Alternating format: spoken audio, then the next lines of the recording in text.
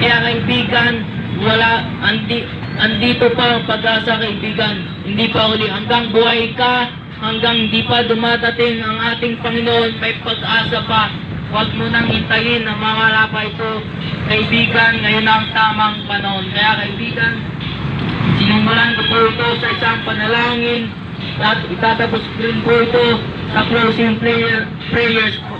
Panginoon, maraming salamat po sa iyong mga ginawang kabutihan. Panginoon, kami po yung may ng tawad at Lord, pag-iingat at pagprotekta mo po Lord. Nakikita mo ang bawat tumadaan, ang bawat tao ay nakikita mo ang kanilang mga kalagayan at sitwasyon. Panginoon, kalooban mo pong mangyari sa kanila. Nakikita mo ang kanilang mga struggles, mga problema, mga pangailangan, Panginoon.